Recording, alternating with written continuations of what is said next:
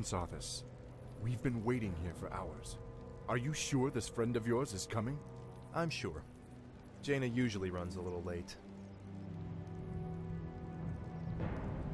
We must help her! Stay your blade, Captain. She can take care of herself.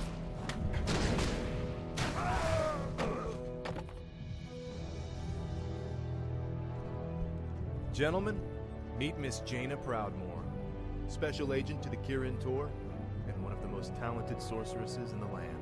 Looks like you haven't lost your touch. It's good to see you again, Jaina. You too, Arthas. It's been a while since a prince escorted me anywhere. Yes, it has. Well, I guess we should get underway.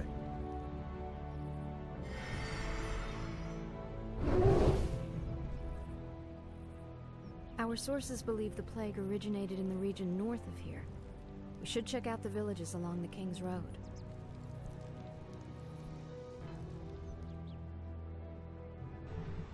Hey, how's it going, ladies and gentlemen? Welcome to the next level of Warcraft 3 Reign of Chaos of the Human campaign. Of course. And we are continuing after we completely fucked up the Blade Master in the previous level and went through some of the tutorial stuff of this game. And now the story is actually starting to take a bit of foot now, and things are slowly but surely becoming a lot more interesting. So for this level, the very first thing that we do, you notice that Jaina killed that ogre and then the other one ran away. Well, guess what? We're going to go and kill those ogres. There happens to be 3 of them. So, as you notice, Jaina's got the water elemental ability, which is actually quite a powerful extra unit that you can have on your side. Not only do they do quite a bit of damage, but they can also be used to tank a lot of damage as well. So definitely make use of water elementals. Doesn't have to be as much in this level, but considering that Jaina is an Archmage, she does regenerate mana a whole lot faster than what Arthas does and what Paladins do, because, well, she's got Brilliance Aura. At this stage her intelligence is lower than Arthas's by 1, but once she gets the Brilliance Aura, she really does help a lot to keep the mana regeneration rate up high for all magic users. Greetings, my lord. I'm here to help. The light. Now this is another one of these exploration maps. The light. My lord, someone has destroyed the bridge from the far side of the river. There is another way to cross, but it is not as safe as it used to be. Of course. I'm here No, I completely lost my thought of trend, yeah. Oh yeah. Bandits, run! This is another one of these exploration maps. So what I mean by that is we're not going to be building any buildings or making any units. We are just going to go about finding any hidden items and dealing with forces on the map. Like we're pretty much doing now. Is there danger? How may I serve? I'm here to help. I stand. So I'm here to help. something I have not yet discussed in this game, when to use which heroes for when you are playing on your own. Certainly. Paladins are very slow attacking units. Certainly. Oh, thanks so much. I have a reward for you. What's the plan? Paladins are very slow attacking units, but what they are brilliant support heroes. I'm here to help. The Holy Lights, as you already know, heals other units when they're low on health, and then of course the Devotion Aura increases the defense, as well as the final ability resurrects There is an ancient units. fountain shrine nearby. Legends say that its holy waters can restore health and heal grievous wounds. That could prove to be useful indeed. The light. So, I stand. I'm not much of a human player, but in my opinion it is always best to go for Paladin as a secondary hero because, yes, they can tank a lot of damage, but you are mainly going to be using them for support reasons, not full-on fighting reasons. The Archmage, on the other hand, can be used as a primary hero because of her magnificent abilities that she possesses, like the Water Elemental being one of them that adds not only an extra unit but a lot of extra damage as well as tanking power. And finally, her Blizzard ability, which does a ton of damage, especially once it hits level 3. And then finally, her Brilliance aura that you will mainly use if you go for magic intensified builds. Now, you'll notice I destroyed that building. Certainly. One of the reasons why, it's like I mentioned in the very first video, you sometimes find hidden items. Not always, but it's always worth taking a look. But in this tutorial we will pretty much cover what buildings to destroy, what buildings not to destroy, and so forth. I'm trying to think here. The light is my I can help. Well, we are about halfway done with the level. What's the plan? And this is a very good example of when to use a water elemental. We're going to be using the water elementals to soak up the damage. It's not needed because we do have a lot of healing in anyways, but as you can see they are primarily focusing that water elemental and it's taking a beating. No problem.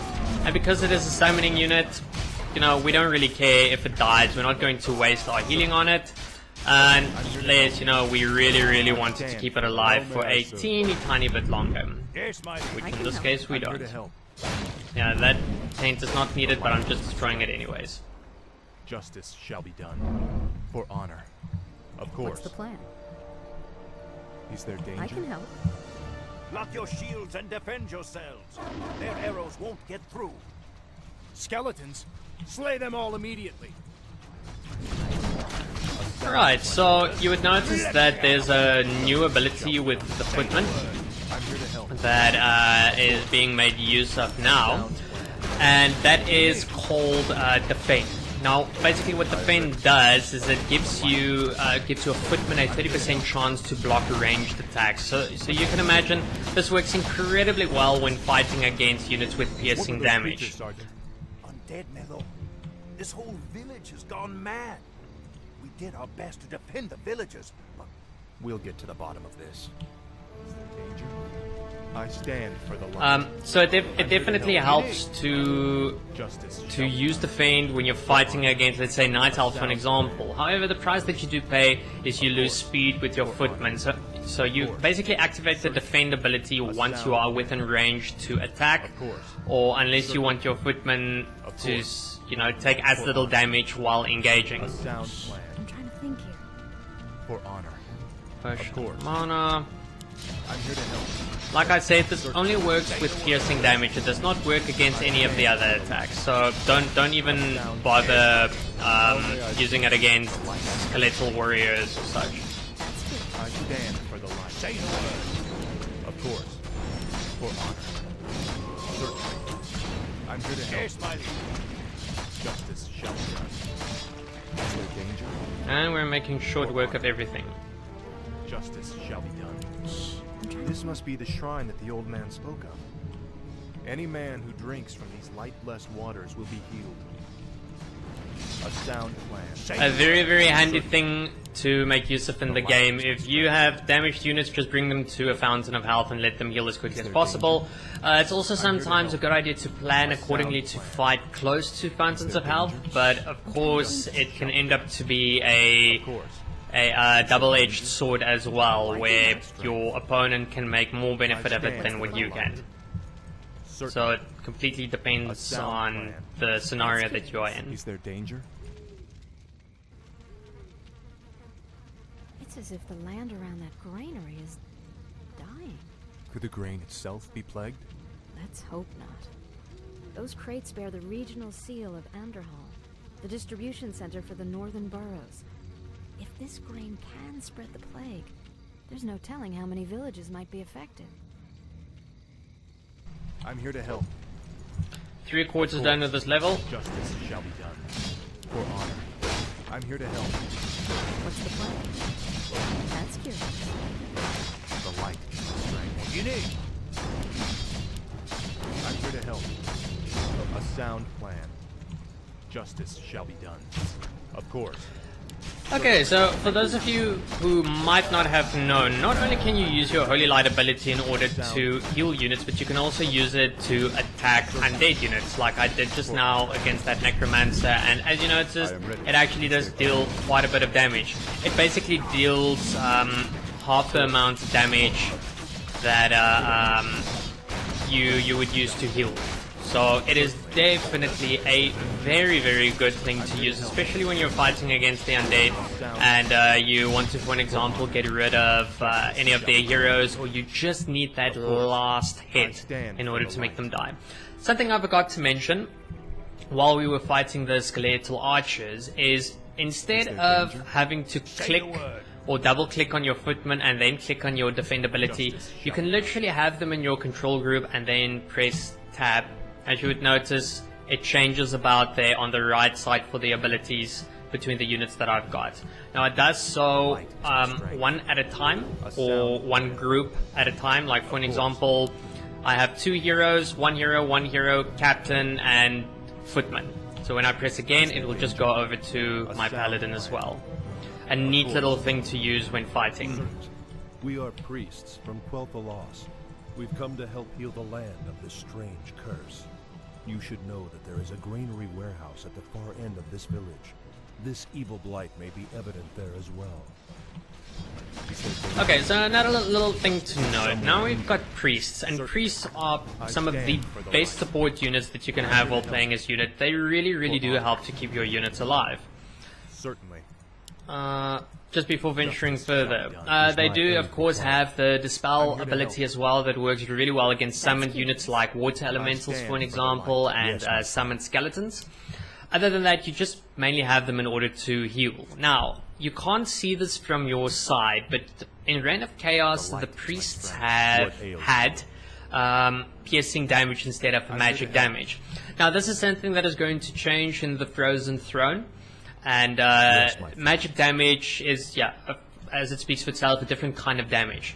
So, priests in Reign of Chaos, not really good for fighting. In the Frozen Throne, but I would say a little bit better, because specific units have less defense against magic. We're blasting those damn skeletons, sir. This whole flaming village is crawling with them. Well, I could use your help. We've got a warehouse to destroy at the end of town. Gonna make short work of all of these skeletons. Not a problem. And now we've got healers as well. Now, a cool little combination that you can use when playing as humans against your opponents, and this is something that I've noticed that works incredibly well against matchups against orcs. You just go for a full-on magic build with humans, which is, if I might add, incredibly strong. It is going to consist of an Archmage, an Archmage. You can choose between a Mountain King or a Paladin, it's up to you, but Mountain King I would say is the better option. And then Archmage, you just focus on your Water Elemental and your Brilliance Aura in order to have that extra bit of damage, and also to have that that extra bit of mana regeneration. From there on out, you're just going to focus on making excuse me, lots of priests, lots of sorceresses, which we will cover later on in this tutorial why they are important, and a unit that is only available in the Frozen Throne, the Spellbreakers, which we will also cover at some later stage. Now, the damage output, interestingly enough, is quite a lot because the magic is so strong and you can use polymorph and all sorts of interesting spells. So yeah, a fun little build to play with if you play humans again and you just want to practice some new stuff. We've been discovered, my brothers. Flee and continue with the operation. I'm sorry I can't stay and chat, but duty calls. That creature looks like it was sewn together from different corpses. Let's study it after we kill it, okay? Okay, so now for the first time we are really going to be fighting undead units. Ghouls and abominations. Now an abomination is by far one of the strongest melee units in the game. They are tough and they do a lot of damage, but they are also quite expensive. So this is really not going to be a problem for us, and we're going to make short work of this abomination with a combination of attacks. What is your wish? I'm here to help. Destroy that warehouse. Now. us a target. This battle is over.